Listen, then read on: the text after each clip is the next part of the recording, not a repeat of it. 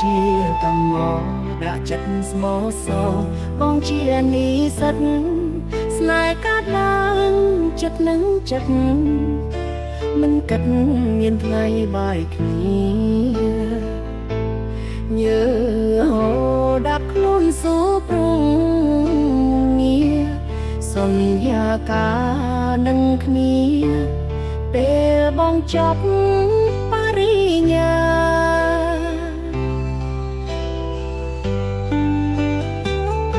ឥឡូវយំដេញអ្នកហើយបងពេកុំដល់ទឹកភ្នែកព្រោះស្នេហ៍សូមគ្មានថ្ងៃស្អែកពេលប្រុងបាយប្រែព្រួលសាវ៉ាភ្លេងស្រីរងចាក់ម្នាក់ដែលតស៊ូមិនខ្លាចសង្ខារពេលដែលបងចាប់ថ្នាក់បរិញ្ញាចំទាំងស្នេហាคล้ายជាអតីត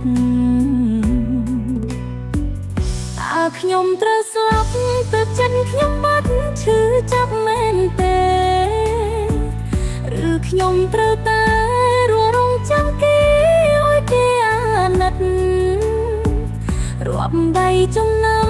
រឿងទាំងប៉ុន្មានបាត់ក្នុងជីវិតថ្ងៃនេះប្រកបត់ចិត្តកំពុងតែចូលរងគេ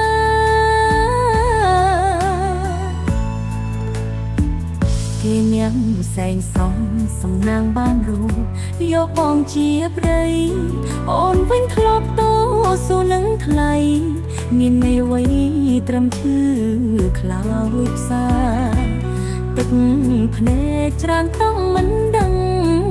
ថាត្រូវហូរដល់ពេលណាតើគួរសួរអ្នកណាបើព្រេងវាសនាធ្វើបាបខ្ញុំហើយ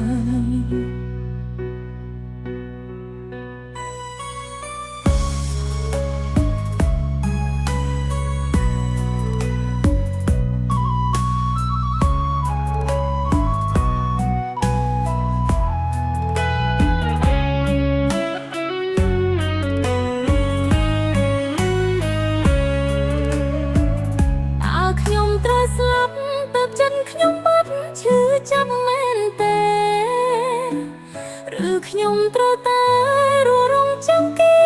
ឲ្យគេអាណិតរាប់ដៃចំណាំរឿងទាំងប៉ុន្មានក៏ក្នុងជីវិតថ្ងៃនេះប្រកបត់ចិត្តកំពុងតែចូលរងគេ